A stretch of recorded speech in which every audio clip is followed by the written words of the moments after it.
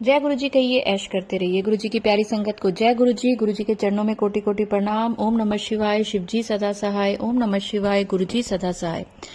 संगत जी, मैं इतनी बार कह चुकी हूँ कि गुरु जी के नाम से जो चैनल चल रहे हैं, जिनके टाइटल इतने डरावने होते हैं कि आपको मजबूर करते हैं कि आप अंदर का पूरा वीडियो सुने, और आपको जो ऊपर दिखाई दे रहा है तेरे साथ ये बुरा होगा, तेरे साथ वो बुरा होगा, नहीं सुनेगी तो ये होगा, नहीं सुनेगी तो वो हो जाएगा, और आप डर के मारे जब वो वीडियो पूरी सुनते हो पर उसके अंदर उससे मिलता जुलता आपको कुछ नहीं मिलता, तो आप परेशान हो जाते हो।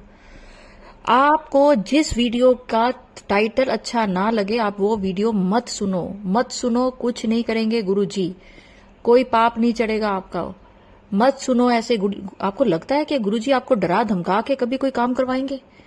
थोड़ा सा सोचा करो कि आप गुरुजी की संगत हो। गुरुजी इतने प्यार करने वाले, इतनी मेहर करने वाले, इतना अपने संगत के ऊपर वो इतना कुछ, वो आपको ये पता है कि कोई संगत अगर अपनी बीमारी लेकर गुरुजी के पास जाती थी तो गुरुजी तो उसकी बीमारी तक अपने ऊपर ले लेते थे। तो क्या वो आपको डराएंगे धमकाएंगे, कहेंगे कि डर के तू ये सत्संग सुन? बिल्कुल बहिष्कार करो ऐसे सत्संग का जिनके टाइटल इतने गंदे हैं, जो संगत को डरा धमका के अपनी तरफ करना चाहते हैं और फिर बाद में उपाय करने के लिए पैसे तक देते हैं, पैसे मांगते हैं। मैं आपको वो नंबर भी शेयर कर सकती हूँ। एक आंटी इतनी परेशान है कि बेचारी ने इतने पैसे इसी चक्कर में उस सत्संग के जरिए कि भाई सत्संग में इतना बुरा बोला गया, फिर उससे बचने के उपाय बताए गए, और आंटी बेचारी मेरे को बोल रही है। तो मैं आंटी को लग रहा था कि मतलब मैं क्या बोलूं इस चीज में, मुझे तो नहीं पता आप कौन कौन से चैनल देख रहे हो, आप सब्सक्राइब कर लेते हो। अगर इस तरह के चैनल आपके पास आते हैं तो उनको आप अनसब्सक्राइब भी कर सकते हो। जिस तरह सब्सक्राइब किया जाता है उस तरह अनसब्सक्राइब भी किया जा सकता है। इन ऐसे जालसाजों से बचा भी जा सकता है। हमारे लिए ये पूजा पाठ की चीज है, डराने वाली चीज नहीं है कि हम तेरे तेरे मतलब इतने गंदे शब्द आप कैसे मान लेते हैं कि गुरुजी आपको इतने बुरे शब्दों में आपको अपना सत्संग सुनाएंगे? आज मुझे इतना दिल दुख रहा है ना, मतलब आपको मेरी वाणी से पता चल रहा होगा कि मैं क्या करूं, किस भाषा में समझाऊं आप लोगों को कि ना सुने। और पैसे तक दे दिए आंटी जी ने। मतलब मैं सच बताऊं, मैं क्या बताऊं, मुझे बड़ा ही दुख हो रहा था आज कि हम इतनी मेहनत करके चैनल बनाते हैं ताकि संगत जो है नेगेटिविटी से पॉजिटिविटी की तरफ चले। मेरा अपना ये उद्देश्य है कि अगर आप गुरु जी की संगत हैं तो आप पॉजिटिविटी से भरे रहें। लेकिन वही अगर गुरु जी के नाम को कोई ऐसे बदनाम करना चाहेगा ना, तो मेरे तो सच बताऊं, मेरे दिल में इतना दुख आ रहा है ना कि बेचारी भोली भाली संगत को किस दिशा में लेके जाना चाहते हैं ऐसे चैनल। संगत जी प्लीज मेरे हाथ जोड़ के आपसे विनती है, जिस सत्संग का टाइटल यानी थंबनेल जो ऊपर लिखा होता है ना कि इस चैनल तू इसको इग्नोर मत करियो, फिर तेरे साथ बुरा हो जाएगा, तेरे परिवार के साथ, तेरे बेटे पे काला जादू है, तेरे आदमी पे काला, मत पढ़ा करो, मत सुना करो। स्क्रॉल कर दो, स्क्रॉल कर दो। और आपको मैं सच बता रही हूँ, गुरु जी आपके साथ कुछ भी बुरा नहीं होने देंगे। गुरु जी तो अपनी संगत को इतना प्यार करते हैं कि वो एक ढाल की तरह, एक मुसीबत और आपके बीच में ढाल की तरह खड़े होते हैं। मैं वो नंबर जरूर शेयर करूंगी और उन आंटी का पूरे के पूरा आपके साथ पूरा सत्संग, आंटी जी के सारी बातें जितनी आंटी जी ने मुझे भेजी हैं सब आपको मैं शेयर करूंगी अगले अपने सत्संग में। आप जज करें कि क्या इस तरह के चैनल चलाने सिर्फ अपने सब्सक्राइबर आने के लिए, मतलब ऐसे गलत दिशा में लेके जाना। तो संगत जी आप ये प्रण करें गुरु जी के आगे कि हम वही सत्संग सुनेंगे जिससे कि हमें गुरु जी की तरफ जाने के लिए हम 100 कदम आगे बढ़े, ना कि हम डर के मारे आगे भागे।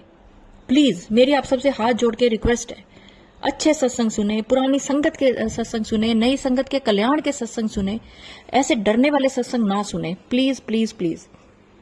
तो चलिए संगत जी, अगर आप मेरे चैनल पे नए हैं तो चैनल को सब्सक्राइब करें, वीडियो अच्छी लगेगी लाइक करें, वीडियो को ज्यादा से ज्यादा शेयर करें, और अगर आप भी अपना शुक्राना सत्संग मेरे साथ शेयर करना चाहते हैं तो स्क्रीन पर चल रहे नंबर पर कर सकते हैं। आज मैं एक आंटी जी का आपके साथ सत्संग शेयर कर रही हूँ। थोड़ा सा सत्संग लंबा जरूर है, लेकिन आप इसको पूरा सुने, एंड तक सुने। आपको इससे इतने सारे सवालों के जवाब मिलेंगे कि आपका दिल खुश हो जाएगा। तो चलिए आंटी जी का सत्संग सुनते हैं। जय गुरु जी संगत जी, गुरु जी के चरणों में कोटि कोटि प्रणाम। मैं अपना शुक्राना अपने गुरु जी के मंत्र के साथ स्टार्ट करना चाहूंगी। ओम नमः शिवाय, शिव जी सदा सहाय। ओम नमः शिवाय, गुरु जी सदा सहाय। ओम नमः शिवाय, शिव जी सदा सहाय। ओम नमः शिवाय, गुरु जी सदा सहाय। संगत जी, मुझे गुरु जी से जुड़े हुए करीब 2 महीने होने वाले हैं और मैं पिछले मतलब 2024 में शिवरात्रि के दिन जो है गुरु जी से जुड़ी थी। तो जब से मैं गुरु जी से जुड़ी हूँ और मैंने सबसे इम्पोर्टेंट चीज़ जो है वो मैंने जो सत्संग है ना, मैं वो रेगुलर सुनती हूँ, क्योंकि हमारे बहुत सारे प्रश्नों के जवाब हमें वहाँ मिल जाते हैं। तो मैं आपको बताती हूँ कि जैसे जैसे मैंने शुक्राने सुनने स्टार्ट किए, और मैं पुरानी संगत के बहुत शुक्राने सुनती हूँ, क्योंकि उससे ना गुरु जी के बारे में आपको जानने को बहुत कुछ मिलता है और आपको ना अपने बहुत सारे डाउट क्लियर हो जाते हैं और बहुत सारे प्रश्नों के आंसर मिल जाते हैं। जो भी आपके दिमाग में रहता है कि हमने ये पूछना है या ये समझ नहीं आ रहा, तो वो आप देखेंगे कि आपको अपने आप ही आंसर मिलते चले जाएंगे। मैं तो ये करती हूँ कि जैसे अब मेरे दिमाग में कोई क्वेश्चन चल रहा होता है ना, मैं एक दो मतलब सत्संग सुनती हूँ, मुझे उसी में उनके आंसर मिल जाते हैं। और ये इतना खूबसूरत प्लेटफॉर्म है जहाँ पे मतलब जितना शुक्राना इस प्लेटफॉर्म का किया जाए वो कम है। और देखिए, गुरु जी तो जानी जहान है, उनको ये बात मालूम थी कि जब वो शरीर छोड़ देंगे तो उसके बाद संगत जो है वो अपने डाउट के आंसर कैसे पाएंगी। तो उन्होंने अपने सत्संग में जो भी मतलब जो शुक्राना सत्संग है संगत जी के, जो पुराने भी हैं और जो अभी नए भी आ रहे हैं, उसमें आपको अपने हर एक क्वेश्चन का आंसर मिल जाएगा। तो गुरुजी कहते हैं ना कि आप मुझसे डायरेक्ट संबंध बनाओ। तो गुरुजी से आप डायरेक्ट संबंध बनाएंगे ना, तो आपको मतलब अपने हर एक क्वेश्चन का आंसर मिलेगा और इतना खूबसूरती से मिलेगा, आपको लगेगा अरे ये क्वेश्चन का आंसर तो मैं सोच रहा था कि कैसे किससे पूछूं, और एकदम से आपको आंसर मिल जाएगा। तो मैं अपने कुछ एक्सपीरियंसेस आपके साथ शेयर करूंगी। कुछ दिन पहले मेरे पास मैसेज आया था कि गुरुजी का कि मैं तुम्हें दर्शन दूंगा, साक्षात दर्शन दूंगा। तो पहले तो मुझे मोर के दर्शन हुए, लेकिन उसके बाद दोबारा आने लगा।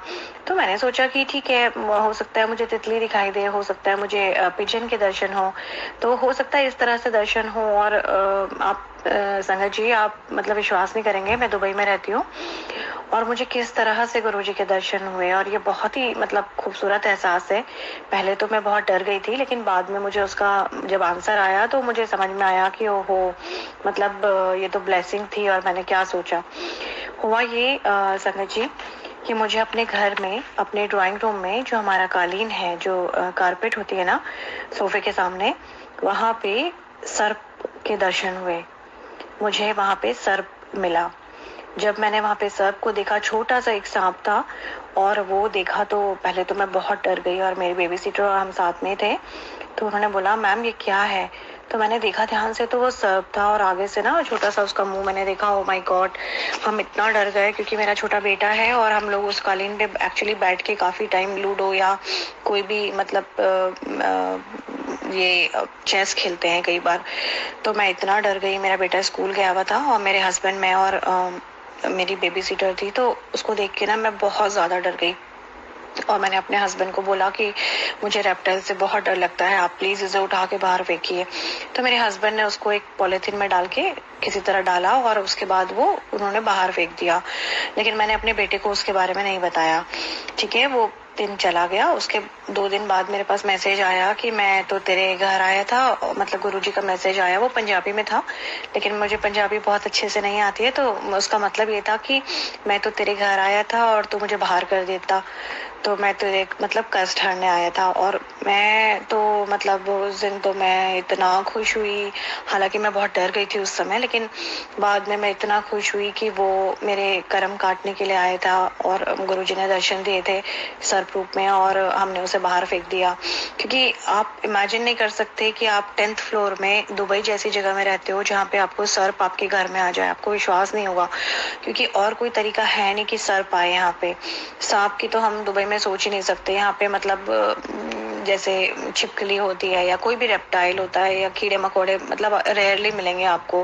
कॉकरोचेस हो सकते हैं, क्योंकि वो तो गंदगी से भी हो जाते हैं, गैस की स्मेल से भी हो जाते हैं, उसके लिए तो आप मतलब कुछ ना कुछ तरीके ढूंढ सकते हैं, लेकिन सर्प का आना तो पॉसिबल ही नहीं है। तो ये तो मैं जानती हूँ कि वो गुरुजी की ही ब्लेसिंग थी, और गुरुजी ने ही एक स्वरूप में आपके दर्शन दिए थे।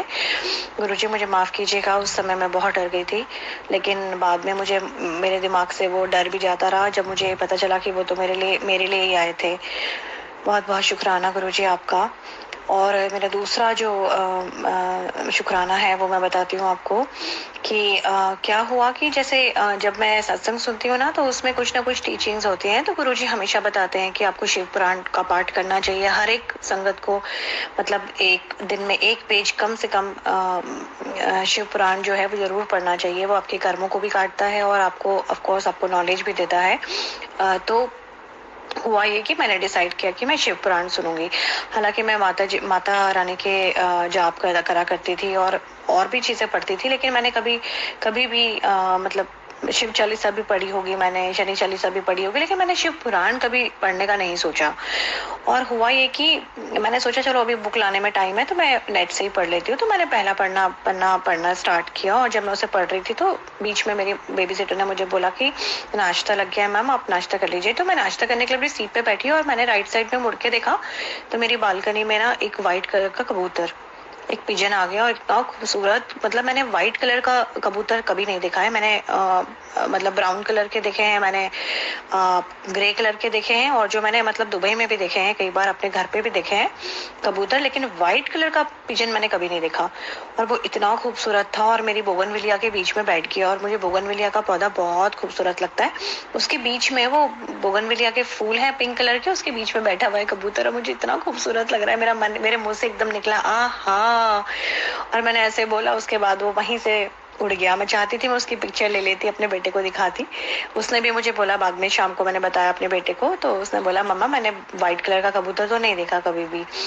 तो ऐसे होता है कि आपको जब आप कोई शुरुआत भी कर रहे हैं ना, गुरुजी के जो वचन होते हैं उसको फॉलो भी कर रहे हैं, तो आपको कहीं ना कहीं वो ब्लेसिंग आती है कि वो सही है। आपको समझ में आएगा कि वो जो आप फॉलो कर रहे हैं वो सही है कि नहीं है। ऐसे ही मैं संगत जी के ना बहुत मतलब जब शुक्राना सुनती हूँ ना, कई बार जो पुरानी संगत है, तो मुझे ना मैं उसी युग में चली जाती हूँ, उसी टाइम में चली जाती हूँ, और मुझे इतना मतलब असीम आनंद की प्राप्ति होती है। मुझे लगता है मैं भी जैसे वहीं बैठी हूँ और वही मेरे साथ भी हो रहा है।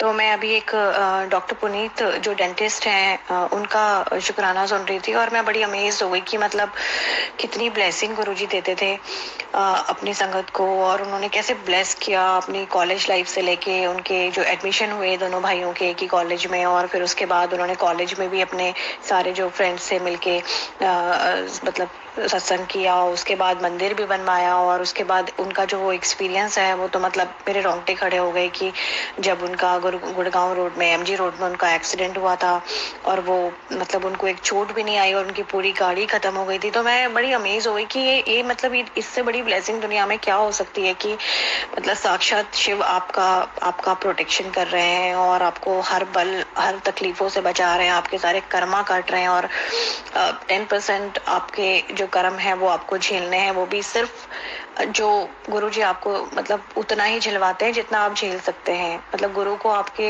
कितनी चिंता होती है, ये सोच के ना मतलब मेरा मन ना भाव विभोर हो जाता है। और मतलब शुक्राना गुरुजी, मतलब ऐसा नहीं है कि सिर्फ अपने लिए, लेकिन जब मैं संगत जी को भी सुनती हूँ ना, तो मुझे ये भी जानने को मिलता है कि मतलब लोगों को कितनी तकलीफ है इस दुनिया में ना। मेरा मन जो है ना वो मानवता के प्रति ना करुणा से भर जाता है, और मतलब मुझे पता चलता है कि जिंदगी में ना लोग कितनी तकलीफों से गुजर रहे हैं। किसी को मतलब शारीरिक तौर पे प्रॉब्लम है, किसी को मतलब रिलेशनशिप में प्रॉब्लम है, किसी को फाइनेंस की तकलीफ है, किसी को अपने जिंदगी में करियर बनाने में प्रॉब्लम है, किसी को ब्लैक मैजिक हो गया है तो उसकी वजह से उसको कोई काम नहीं कर पा रहे हैं। तो वो लोग सब जब फॉलो करते हैं गुरुजी की टीचिंग्स को, और जो गुरुजी उनको बताते हैं और वो फॉलो करते हैं, और जब उनकी जिंदगी में चेंजेस होते हैं और अमेजिंग चेंजेस होते हैं।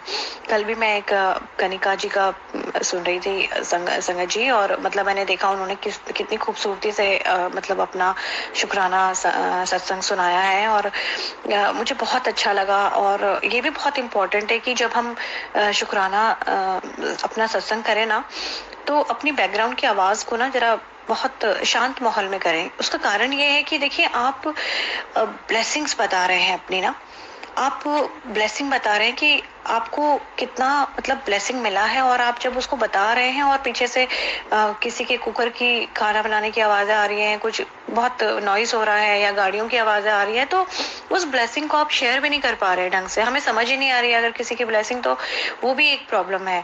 तो मेरा नई संगत से ना बहुत ज्यादा मतलब हाथ जोड़ के रिक्वेस्ट है कि देखिए, ये सत्संग हमारे लिए बहुत इंपॉर्टेंट है, ये हमारे लिए सोल फूड है। तो जब आप अपना शुक्राना सत्संग करें ना, तो आप बैकग्राउंड की आवाज का बहुत ध्यान रखें। आप एक बंद कमरे में करिए या सुबह सुबह उठ के करिए जहाँ पे बिल्कुल भी शोर ना हो, क्योंकि वो ब्लेसिंग है। गुरुजी कहते हैं कि जो शुक्राना करता है वो भी ब्लेसिंग, मतलब वो भी उसको भी ब्लेसिंग मिलती है, और जो शुक्राना सुन रहा होता है उसको भी ब्लेसिंग मिलती है। तो ये ब्लेसिंग जो है वो जितनी पीसफुल होना उतना अच्छा है।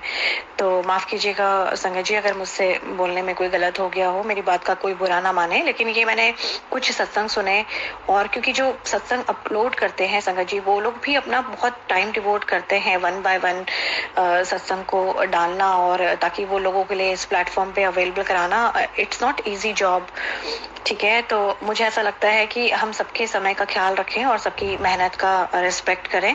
तो ऐसा ना हो कि आपका सत्संग जो है लोग सुन रहे हो और पीछे से आवाज़ आ रही हो और उसे ढंग से सुन ना पाए। तो ब्लेसिंग जो है वो सही तरीके से सबको मिले, ये मेरा मतलब रीज़न है ये बोलने का। तो माफ़ कीजिएगा अगर मुझसे कोई गलती हो गई हो बोलने में, लेकिन मैं बिल्कुल नई संगत हूँ और मैं सुन रही हूँ बहुत सारे सत्संग। तो मुझे ऐसा लगा कि मुझे अपने सत्संग में ये बात ज़रूर बोलनी चाहिए कि आप बहुत शोर में ना करें अपना सत्संग ना, ताकि वो आवाज़ बिल्कुल क्लियर हो और सब लोगों को फ़ायदा भी हो उसका, ठीक है। और गुरुजी की ब्लेसिंग इतनी रही है कि अब हम जो भी कुछ करते हैं ना काम, कोई भी काम के लिए निकलते हैं या खाना बनाते हैं या अपना मतलब घूमने भी जाते हैं, तो हर जगह हम गुरुजी का नाम लेके ही चलते हैं और गुरुजी की ब्लेसिंग लेके ही चलते हैं। तो इतनी अमेजिंग ब्लेसिंग होती है। एक दिन मैं अपने वार्डरोब में अपना एक टॉप देख रही थी, वो मैं पहन के निकली, तो मैंने नोट किया कि उस पूरे टॉप में, जो कि मैंने खरीदते समय नहीं देखा था, लेकिन जब उस टॉप को मैंने ध्यान से देखा तो मेरे पूरे टॉप में मतलब तितलियां बनी हैं, ग्रीन कलर की तितलियां बनी है फ्लावर के साथ। और मैं इतना सरप्राइज हो गई क्योंकि ये वही टॉप था जिसे पहन के मैं अपने बेटे के एडमिशन के लिए गई थी उसके टेस्ट के लिए, और वो टेस्ट में 10 मिनट में बाहर आ गया था अपना पेपर करके। और मैं बड़ी सरप्राइज थी कि इसने 10 मिनट के अंदर अपना पेपर कैसे कर लिया, जिसका कि निर्धारित समय 45 मिनट था। तो जब वो आया था, तो ये मैंने अपने पुराने सत्संग शुक्राना सत्संग में भी बताया है कि जब वो वापस आया था, क्लास से बाहर आया था, तो मैं बहुत ही परेशान हो गई थी कि ये 10 मिनट में पेपर कैसे कर सकता है, इसका एडमिशन ही नहीं हो पाएगा, इसने गलत ना किया हो क्वेश्चन। और जब वो 10 मिनट में आया था तो उसने मुझे बोला, मम्मा मेरा क्वेश्चन पेपर हो गया था इसलिए मैं बाहर आ गया, मैं क्या करता खाली बैठ के अंदर। तो मुझे याद है कि उस दिन भी मैंने यही टॉप पहना हुआ था। मतलब गुरुजी की ब्लेसिंग तो हमारे साथ ही चल रही थी, जिसका रियलाइजेशन मुझे बाद में हुआ कि इवन जो मैंने कपड़े पहने थे उसमें भी पूरी तितलियां ही थी। तो ऐसे गुरुजी आपको मतलब दिखाते हैं समय समय पर कि मैं तुम्हारे अंग संग ही हूँ, ठीक है। अच्छा, इसके अलावा मेरा बेटा जो है उसका एक सत्संग है, इसके लिए ये मैं बड़ा मतलब मेरा मन है कि मैं इसको शेयर करूं, क्योंकि ये ऐसा सत्संग है जिसमें मैं एक बहुत इम्पोर्टेंट टॉपिक भी कवर करना चाहती हूँ, जो कि बहुत इम्पोर्टेंट है सबको समझाना और संगत जी के साथ शेयर करना कि कैसे आपकी लाइफ में कुछ चीज़ें होती हैं तो आपको उसका मतलब समझना बहुत ज़रूरी है। मेरे बेटे ने मुझे एक दिन कहा कि मम्मा मुझे आपसे कुछ बताना है। मैंने बोला हाँ बताओ। हम लोग यूजुअली रात को पार्क में जाते हैं घूमने के लिए, वॉक करने के लिए, एक्सरसाइज करने के लिए, तो हम दोनों जा रहे थे। तो उसने मुझे बताया कि मम्मा मेरे स्कूल में मुझे एक बच्चा बहुत परेशान करता है, वो उसको ना हिट करता था, मतलब कोहनी से मेरे बेटे को हिट करता था। अच्छा, वो बच्चा जो है मेरे बेटे से छोटा है उम्र में और वो उसकी स्कूल बस में भी जाता है। तो कभी स्कूल बस में, कभी स्कूल में अगर मिल गया तो वहाँ पे, तो हम मतलब हमने अपने बेटे को ये समझाया है कि बेटा अगर आपको कोई हिट करे तो आपको हिट बैक नहीं करना है, अगर आपको कोई हिट करे तो आप टीचर को बताओ, लेकिन अपना प्रोटेक्शन जरूर करना है। तो अब बेटा तो मतलब लड़ाई झगड़े नहीं करता है, लेकिन कभी ऐसे कोई हिट करे तो वो उसको प्रोटेक्ट करता है अपने आप को। लेकिन इस बच्चे के साथ वो कुछ भी नहीं करता। इसका कारण ये है कि वो उम्र में बहुत छोटा है उससे। तो मैंने बोला हाँ फिर क्या हुआ? तो कहता मम्मा वो मुझे स्कूल में भी करता था और बस में भी करता था 3-4 बार, और परसों ना उसने मुझे बहुत जोर से मार दिया और मम्मा मेरे पीछे मतलब पीठ में मतलब शोल्डर में, राइट शोल्डर में उसको लगा। तो मैंने बोला अच्छा फिर क्या हुआ? तो कहता है मम्मा फिर मैंने ना गुरुजी को बोला कि गुरुजी देखो ये मुझे परेशान करता है, आप इसको बोलो मुझे परेशान नहीं करे। ऐसे बोल के उसने बात खत्म हो गई। मैं बोला ठीक है फिर क्या हुआ? तो कहता है मम्मा मैंने फिर देखा वो बच्चा ना स्कूल में नहीं आ रहा है। तो मैंने उसके एक दोस्त से पूछा कि वो कहाँ है, उसका नाम मुझे अभी याद नहीं आ रहा है संगत जी। तो मेरे बेटे ने उससे पूछा उसके दोस्त से कि वो जो बच्चा है वो कहाँ है, आजकल मैंने देखा नहीं उसे स्कूल बस में। तो उसने बोला कि उसका तो एक्सीडेंट हो गया। तो उसने बोला अच्छा कैसे हुआ एक्सीडेंट? कहता है कि वो साइकिलिंग कर रहा था और उसका एक वो पिजन से टकरा गया। संगत जी मैंने सुना पिजन से टकरा गया। तो मैंने अपने बेटे को पूछा पिजन से टकरा गया? हाँ, कि वो एक कबूतर से टकरा गया इसलिए उसका साइकिल से एक्सीडेंट हो गया। तो संगत जी मैं बड़ी शॉक हो गई। अब मैं समझ रही थी कि मेरा बेटा क्या सोच रहा है, क्योंकि उसको मालूम है कि जो पिजन है वो गुरुजी का स्वरूप के रूप में आते हैं। तो मैंने सोचा कि इसको समझाना बहुत जरूरी है। तो मैंने उसे बोला कि अच्छा। कह रहा हाँ मम्मा मैं सरप्राइज हो गया। उसने बोला पिजन से टकरा गया और जब वो 1-1.5 हफ्ते बाद आया तो उसके पैर में बैंडेज थी। तो मैंने बोला अच्छा। मैंने कहा आपको इस बात से कुछ समझ में आया? तो कहते हैं हाँ कि अगर मैं गुरुजी को बोलूंगा तो मतलब गुरुजी मेरी रक्षा करेंगे। मैंने कहा हाँ बेटा, लेकिन एक बात और समझने वाली बहुत जरूरी है। मुझे लगा कि एज अ मदर मुझे उसे समझाना चाहिए। गुरुजी ये संगत जी ये बहुत इम्पोर्टेंट है। मैं कुछ दिन पहले एक संगत जी का शुक्राना संगत सुन रही थी। उसमें वो पुरानी संगत थी और उन्होंने बताया कि एक ऑफिसर थे जो गुरुजी से मिलने आया करते थे। अपना काम उनका कुछ बहुत बड़ा काम हुआ और उसके बाद गुरुजी की ब्लेसिंग से और उसके बाद उन्होंने आना बंद कर दिया। तो जो उन्हें लेके आए थे उन्होंने गुरुजी से ऐसी बातें करी और उनसे बोला कि आजकल वो अंकल नहीं आ रहे। तो गुरुजी ने बोला हाँ वो तो आना चाहता है, लेकिन उनकी जो वाइफ है वो आने नहीं देना चाहती, उनको वो नहीं आना देना चाहती। तो संगत जी ने कहा गुरुजी से, एक हल्की सी टॉक हो रही थी, जैसे बात करते थे ना गुरुजी, तो बात करते थे अपने संगत जी से, मजाक भी करते थे है ना। गुरुजी बस वेरी वेटी, ये मुझे सारे सत्संग में सुनने को मिला है, कई सत्संग में सुनने को मिला है। तो गुरुजी ने कहा कि यहाँ उसकी वोट ही आने देना नहीं चाहती है, वो तो आना चाहता है। तो संगत जी ने कहा कि गुरुजी से कि गुरुजी तो फिर आप सबक सिखाइए उसको कि आना चाहिए उनको। तो गुरुजी ने बोला, गुरुजी ने बहुत सीरियस होकर बोला कि नहीं गुरुओं का काम किसी का माड़ा करना नहीं होता है, गुरुजी का ब्लेसिंग गुरु केवल ब्लेस करते हैं। तो ये एक बहुत ही इम्पोर्टेंट मैसेज था कि जैसे अगर हम सोचते हैं ना कि हमारे संग कोई बुरा कर रहा है, गुरुजी आप उसके साथ ऐसा कर दीजिए वैसा कर दीजिए, और या मतलब हमारा जो एक ह्यूमन माइंड है ना कि हमें कोई तकलीफ दे तो उसको भी तकलीफ मिले तो ही वो बराबरी होगी। या अगर हम गुरुजी की ब्लेसिंग में रहते हैं तो हमारे साथ कोई बुरा करे तो गुरुजी उसकी हमारी रक्षा करें और उसका बुरा करें, ऐसा कभी नहीं हो सकता। ठीक है, गुरु का काम कभी भी किसी का माड़ा करना नहीं होता है। तो इसको समझना जरूरी है कि मैंने बेटे को समझाया। फिर मैंने कहा देखो क्या होता है ना, इसको इस तरह से समझे कि यदि कोई आपके साथ बुरा करता है अपने वचन से, अपने कर्म से, या फिजिकली हिट करके आपको, या आपके संग कोई पॉलिटिक्स करके, या आपके संग कोई ब्लैक मैजिक करके, या आपको बद्दुआएं देके, या आपके संग कुछ भी इस तरह से करके, ठीक है, तो वो उसके ना कर्मा है, उसके कर्मों की सजा तो उसको मिलेगी मिलेगी, क्योंकि every action has its equal and opposite reaction. अब हम बात करते हैं प्रोटेक्शन की। जब हम गुरुजी की ब्लेसिंग में होते हैं, गुरुजी के चरणों में होते हैं, तो गुरुजी जो है वो एनर्जी है, ठीक है, और ये सर्वांग मतलब ब्रह्मांड में छाई हुई एनर्जी है। ये ऐसा नहीं है कि एक जगह है और दूसरी जगह नहीं है, ये एक ही समय में कई लोगों के साथ है, ठीक है। तो जब हम गुरुजी की ब्लेसिंग में होते हैं तो गुरुजी की प्रोटेक्शन में होते हैं, उस एनर्जी की प्रोटेक्शन में होते हैं, तो वो प्रोटेक्शन हमें करती रहती है, वो एनर्जी हमारे ऑरा में हमें प्रोटेक्ट करती रहती है। तो यदि कोई भी बैड एनर्जी उससे टकराएगी, उस शील्ड से टकराएगी, ठीक है, तो वो हर्ट होगी ही होगी। अब वो हर्ट किस फॉर्म में होगी वो डिपेंड करता है उसके अपने कर्मास पे। तो ऐसा नहीं है कि साइकिल से एक पिजन से टकराया तो उसको चोट लग गई, गुरुजी ने उसके कर्म ही काट दिए होंगे, मतलब उसको भी उतनी ही चोट लगी होगी जितना उसके कर्माज होंगे, और उसको भी ब्लेसिंग भी मिली होगी, क्योंकि वो उस एनर्जी से टकराने के बाद भी वो जो ज्यादा हो सकता था वो कम में निपट जाता है। तो कहने का मतलब सिर्फ इतना है कि अगर आप ये सोचते हैं कि गुरुजी किसी को हिट करके आपको बचाने के लिए किसी और को हिट कर देंगे, ऐसा नहीं है, ऐसा बिल्कुल भी नहीं है।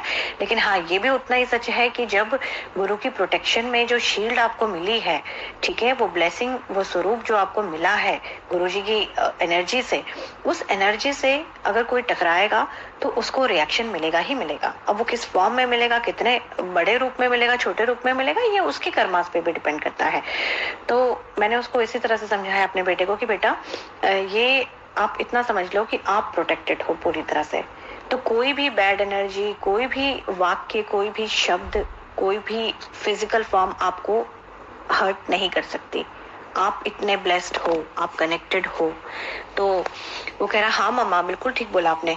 फिर वो समझ गया, उसका वो 9 इयर्स का है संगत जी, वो जितना समझ पाएगा, लेकिन ये हम सबके समझने के लिए भी बहुत जरूरत है। तो हमको कभी भी अपने मुंह से, अपने वचन से, अपने कर्मों से कभी भी किसी का बुरा नहीं करना है। और गुरुजी तो कहते हैं कि तुम्हें किसी को कुछ नहीं कहना है, तुम्हें कुछ कहने की जरूरत नहीं है। मैं हूँ, मैं प्रोटेक्शन देने के लिए तुम्हें हूँ। और किसको कैसे कर्मों की सजा देनी है, वो डिविनिटी को डिसाइड करने दीजिए। आप अपने लिए प्रोटेक्शन मांगिए, उतना काफी है। और मांगिए भी नहीं, मानिए, क्योंकि आप जब ये मान के चलते हैं ना कि मैं तो प्रोटेक्टेड हूँ ऑलरेडी, तो आप प्रोटेक्टेड ही रहेंगे। यदि आप ऐसा नहीं करते हैं तो फिर आपके ही अंदर कहीं प्रॉब्लम है। इसको समझने की कोशिश कीजिएगा कि आपके अंदर ही कहीं प्रॉब्लम है। आपके मानने में, आपके भाव में, आपके विश्वास में कहीं ना कहीं कोई ना कोई कमी होगी, इसलिए आप उसको मान नहीं पा रहे हैं। तो संगत जी, बस मुझे इतना ही कहना था। और बाकी जैसे हम कोई रील देखते हैं, कोई जैसे हम सत्संग सुनते हैं, तो कई बार हम स्क्रॉल करते हैं तो कई बार जैसे सॉन्ग भी आ जाता है कोई। तो एक पंजाबी सॉन्ग था कोई सी, मैंने इसका उदाहरण पहले भी दिया था।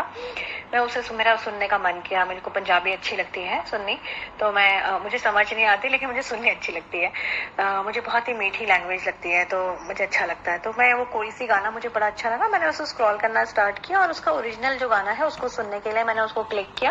एंड संगत जी, उसमें भी गुरु जी का येलो स्वरूप में ना येलो चोले में ना स्वरूप था। और मैं देख के इतना सरप्राइज हो गई। उसके बाद ना नेटफ्लिक्स की एक मूवी मैं अपने बेटे को दिखा रही थी। उसने कहा, मम्मी मुझे नेटफ्लिक्स में एक मूवी देखना है, तो एक इंग्लिश मूवी दिखा रही थी। एंड उसके बाद मैं उसे देखते रही दिखाने के लिए, और आप यकीन नहीं करेंगे, पहले ही पेज में जैसे ही मैंने उसको क्लिक किया तो एक सीन चल रहा था, और उसमें मैं देख रही हूँ कि एक माँ है, उसके फादर है, और उसकी लेडी की बेटी है, और बेटी के हाथ में इतना बड़ा मतलब तितली का स्वरूप है। तो अब इससे ज्यादा आपको क्या उदाहरण दूं मैं आपको, कि हर एक चीज में, हर एक बात में आपको गुरुजी दिखाई देंगे, हर एक चीज में। एक दिन मैंने गुरुजी से ऐसे ही बोला, वैसे मैं मांगती नहीं हूँ कभी भी, क्योंकि मुझे ये समझ में आता है कि जो ब्लेसिंग है उसको समझना बहुत जरूरी है बार बार, कि आपको मांगना नहीं है, मानना है। मैंने हमेशा बोला कि मुझे स्वरूप मैंने किसी से मांगे नहीं, लेकिन जब मैं सत्संग में गई तो मुझे वहां गुरुजी के स्वरूप अपने आप ही दे दिए गए, और ब्रेसलेट भी दिया। तो ब्रेसलेट का स्वरूप और मतलब गुरुजी का स्वरूप मुझे मिला बहुत ही खूबसूरत। तो उसमें से एक जो स्वरूप है मैंने उसे फ्रेम करा के मंदिर में रखा, स्थापित किया, और फिर पूजा अर्चना स्टार्ट करी। लेकिन जो दूसरा स्वरूप था ना, उसको मैंने फ्रेम नहीं किया, और मैं सोचती थी इसे फ्रेम कराऊंगी, लेकिन मैंने कराया नहीं, और उसे मैंने अपनी दीवार पे लगा दिया सेलो टेप से। अब सेलो टेप से नहीं लगाना होता ये मुझे नहीं मालूम था, और वो बार बार गिर जा रहा था।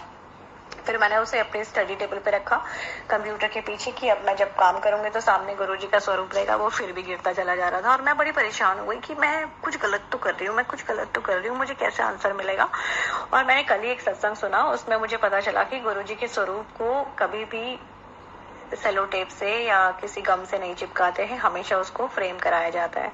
तो मैंने उसी समय गुरुजी का स्वरूप उठा के अपने माथे लगाया, और मैंने कहा, गुरुजी आप तो जानी जहान है, मेरे प्रश्नों के आंसर आप कैसे देते हैं इतनी खूबसूरती से। और वो मैंने वापस अलमारी में रखा, और गुरुजी को हाथ जोड़ के बोला कि गुरुजी मैं आपको जल्दी से इसे फ्रेम कराऊंगी और फिर इसे प्रॉपर स्थान पे लगाऊंगी। शुक्राना गुरुजी, बहुत बहुत शुक्राना। मैं संगत जी, मैं बहुत खुश हूँ। और हाँ, एक और सत्संग मैं बताना चाहती हूँ कि मुझे ना अब आदत ही है कि मतलब मुझे सोते समय भी सत्संग सुनने हैं, सुबह उठते ही मुझे सत्संग सुनने हैं, और गुरुजी का मंत्र जाप लगा के रखती हूँ मैं। जब मैं पूजा के बर्तन धो रही होती हूँ या जो तांबे का लोटा होता है उसे धो रही होती हूँ।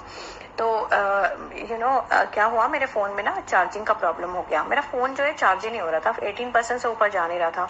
मैंने सारी सेटिंग वेटिंग चेंज कर ली, सब कुछ करके देख लिया, मैं परेशान ही हो गई, मुझे समझ ही नहीं आया कि हो क्या रही है। तो फिर मैंने सोचा इसे ठीक कराती हूँ, क्योंकि फोन के बिना तो काम नहीं चल सकता। तो मैंने क्या किया, मैंने ना शॉप में गई और मैंने शॉप में उसको बोला कि मेरे पास टाइम ज्यादा नहीं है, मैं यहाँ पे 1-1.5 घंटा भी रुक जाऊंगी, लेकिन आप मेरे हाथ के हाथ मुझे करके दीजिए, क्योंकि मैं फोन छोड़ना नहीं चाहती थी। मुझे मतलब एक दिन के लिए तो फोन छोड़ने का पॉइंट ही नहीं होता। तो काफी दूर था मेरे घर से, तो खैर मैं वहां गई। उन्होंने मुझे बोला आज तो नहीं हो पाएगा, इसे आप कल सुबह लेके आइएगा, इसका पोर्ट हमें मंगाना पड़ेगा फोन का, ये हमारे पास अभी अवेलेबल नहीं है, कल आप आ जाइएगा। मैंने कहा ठीक है मैं आ जाऊंगी। मैं घर आई तो मैं बड़ी उदास हो गई, क्योंकि मेरा फोन 12% 13% था और मुझे लगा अब ये चार्ज नहीं होगा तो मैं रात को सत्संग कैसे सुनूंगी, और मैं बहुत ही मतलब उदास हो गई। तो मैंने सोचा मैं क्या करूं।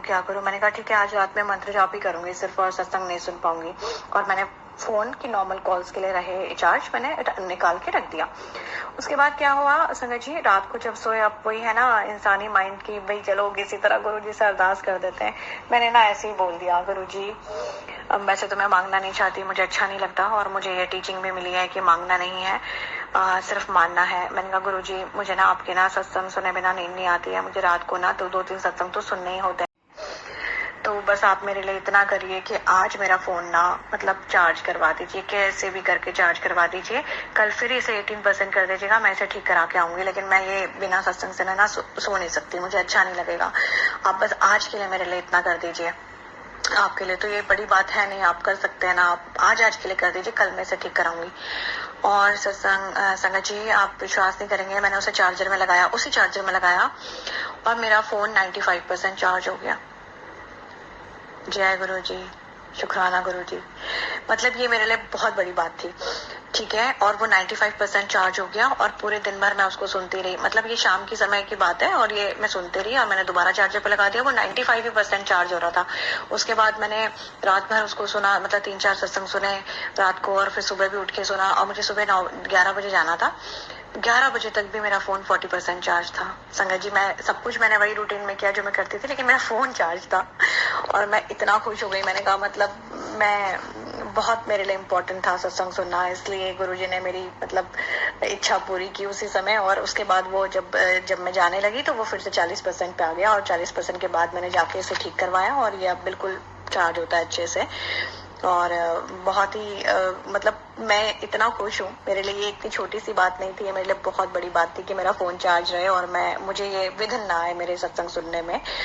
तो ऐसे हैं हमारे जानी जहान, जो हमारी छोटी छोटी चीजों को इतना ध्यान रखते हैं हमारा। और बहुत बहुत शुक्रिया संगत जी मुझे सुनने के लिए। और जय गुरु जी।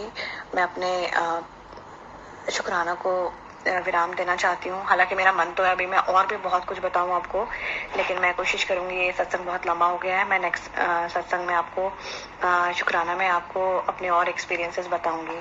जय गुरु जी, जय संगत जी।